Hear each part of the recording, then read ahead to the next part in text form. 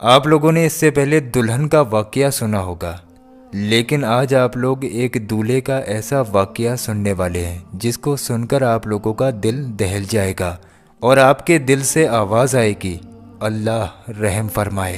पाकिस्तान के शहर कराची में रहने वाला एक शख्स जिसका नाम आसिफ था।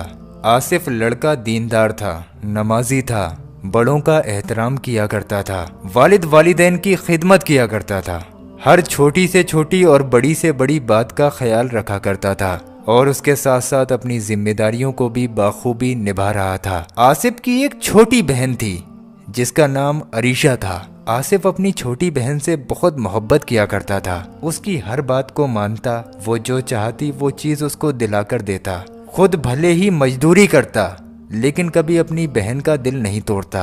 एक दिन उसकी बहन ने कहा, भाई मुझे अरमान है कि मैं तुम्हारे सिर पर सेहरा सजा हुआ देखूं। तो आसिफ ने अपने वालिद वालिदैन के सामने ये बात रखी। उसने कहा, मेरी शादी की उम्र तो वैसे ही हो गई है और अरीशा भी ये चाहती है कि मेरे सिर पर सेहरा सजा हुआ देखे। अब्बू जान, आप किसी भी अच्छी लड़की से मेरा निकाह करवा दें। वालिद वालिदैन को बड़ी खुशी हुई। उन्होंने कहा, हाँ आसिफ, हम भी यही सोच रहे थे और हम लोग कल जिक्र ही कर रहे थे, तुम हमारी बात तो नहीं मानते, इसीलिए हमने अरीशा से इस बात को जाहिर करने के लिए तुम्हारा दिल का राज जानना चाहा। आसिफ बोला, जिसमें मेरी फैमिली खुश उसमें मैं खुश, आप लोग जो चाहें मेरे लिए बेहतर कर दें। आसिफ के वालिद वालिदैन ने अपनी ही रिश्तेदारी में एक लड़की के साथ आसिफ का रिश्ता तय कर दिया। शादी का वक्त ज्यादा लंबा ना लिया, सिर्फ 6 महीने के अंदर निकाह करने की बात पक्की हुई। हल्के हल्के शादी का वक्त करीब आया। शादी की तैयारियां जोरों शोरों पर होने लगी। कुछ ही दिनों में आसिफ का निकाह होने वाला था।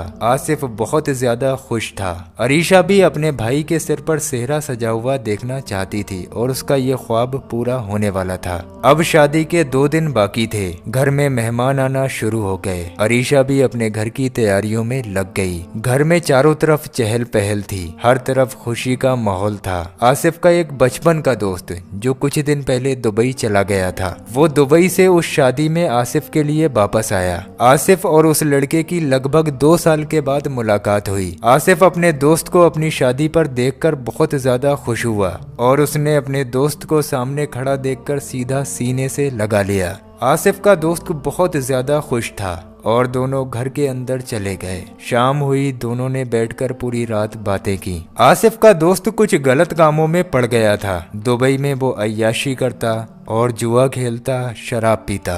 जिस तरीके के माहौल से वो निकल कर आया था, उसी तरीके के माहौल में वो आसिफ को ढालना चाहता था। आसिफ ने अपने दोस्त से कहा, क्या दुबई से मेरे लिए कुछ लेकर नहीं आए? तो आसिफ के दोस्त ने कहा, हाँ बिल्कुल, मैं तुम्हारे लिए कुछ लेकर ना आऊं, ऐसा हो सकता है? तभी आसिफ के दोस्त ने अपना बैग खोला और उसके अंदर से शराब की एक बोतल निकाली और कहा, ये देख, ब्रांडेड आइटम जो मैं दुबई से स्पेशली तेरी शादी में जश्न मनाने के लिए लेकर आया हूँ। आसिफ वो बोतल देखकर चौंक गया और बोला, अल्लाह तौबा, ये तो हराम है, ये काम मैं नहीं कर सकता, फौरन इस बोतल को मेरे घर से निकालकर बाहर फेंको। आसिफ के दोस्त ने कहा, इसमें तौबा की क्या बात है, जमाना पीता है, तुम भी आज खुशी के दिन पी लोगे तो क्या हो जाएगा? मैं तुम्हारे खातिर मीलों दूर से आया और तुम मेरे खातिर एक घूंट शरबत का नहीं पी सकते? आसिफ ने कहा, शराब को शरबत नहीं कहते, तुम इस बोतल को लो और यहाँ से दफा हो जाओ। आसिफ के दोस्त के आंखों में आंसू आ गए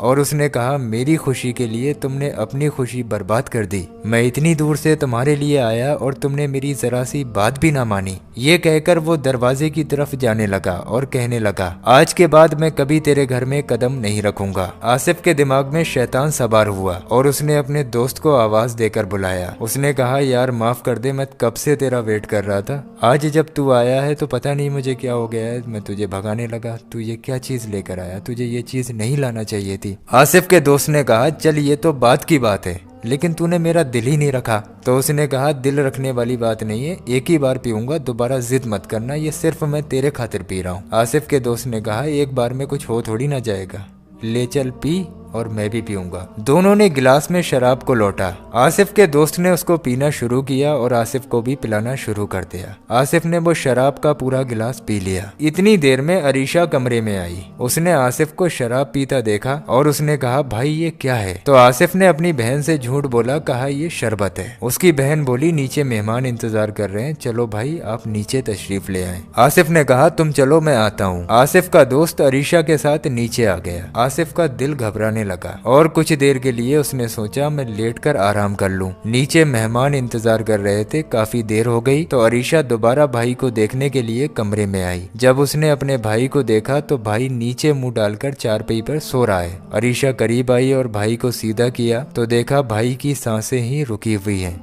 अरीशा ने नीचे अम्मी अब्बू को घबराकर आवाज दिया। अम्मी अब्बू और सारे मेहमान भागकर ऊपर छत पर आए। देखा कि आसिफ की सांसें रुक चुकी हैं। अल्लाहु अकबर, यानी कि आसिफ का इंतकाल हो चुका है और मुंह से शराब की बदबू आ रही है। लाहौल वला कुव्वत। अब वहाँ पर जितने भी मेहमान मौजूद थे सब लोग दिल ही दिल में अफसोस कर रहे थे कि ऐसी मौत को क्या कहा जाए। जहाँ पर अभी खुशी का माहौल था वहाँ पर गम के आंसू बहने लगे। जहाँ पर हंसी की आवाजें आ रही थी वहाँ से चीखों पुकार की आवाजें आने लगी। जहाँ से अभी डोली उठनी थी वहाँ से जनाजा उठने लगा। कब्र की तरफ ले जाया गया और उस आसिफ को जो दूल्हा बनने वाला था उसको कब्र में दफन कर दिया गया। दोस्तों, इस वाक़ये से हमें सबक मिलता है, मौत का कोई पता नहीं कब आ जाए। मुझे एक शेर याद आ रहा है, आप लोग इस शेर को सुने और इससे इबरत हासिल करें। हर आन आखिर मौत है, बंतु मत अनजान आखिर मौत है। वारह आलिम समझा चुके, मान या मत मान आखिर मौत है। दोस्तों, ये सच्चा वाकया था जो आप लोगों ने सुना। आप लोग खुद सोचिए, आप लोग अपनी जिंदगी में छोटी बड़ी गलतियां करते हैं। उन गलतियों को करने के बाद अगर आपने तौबा नहीं की और उसके बीच में अगर आपका इंतकाल हो जाए तो सोचो इसका जिम्मेदार कौन होगा। अल्लाह तबारक व तआला हमें और आपको नेक रास्ते पर चलने की तौफीक अता फरमाए। आमीन अल्लाहुम्मा आमीन। कमेंट बॉक्स में आमीन जरूर लिखें, क्या मालूम किसकी जबान से निकला हुआ आमीन कब कबूल हो जाए। इस वीडियो को आगे शेयर जरूर करें, हो सकता है आपकी एक शेयरिंग से ये बात किसी के दिल में उतर जाए और वो सुधर जाए। और प्यारे दोस्तों, अभी आप लोग कहीं जाइए मत, हमने आप लोगों की स्क्रीन पर 2 ऐसी वीडियो लगा दी है। ये दोनों वीडियो आप लोगों के बहुत काम आने वाली है। आप लोग इन दोनों वीडियोस को जरूर देखें। नीचे ये जो गौस पाक के रोज़ा मुबारक का पत्थर आ रहा है, खाली आप लोग इस पत्थर की ज़ियारत कर लें, यानी कि खाली इस पत्थर को देख लें तो इंशाअल्लाह तबारक व तआला आप लोगों की तमाम परेशानियां दूर हो जाएंगी। ये नीचे वाला वीडियो आप लोगों की ज़िंदगी बदल कर रख देगा। तो आप लोग इस नीचे वाले वीडियो पर क्लिक करके इस वीडियो को बहुत ध्यान से ज़रूर देखें।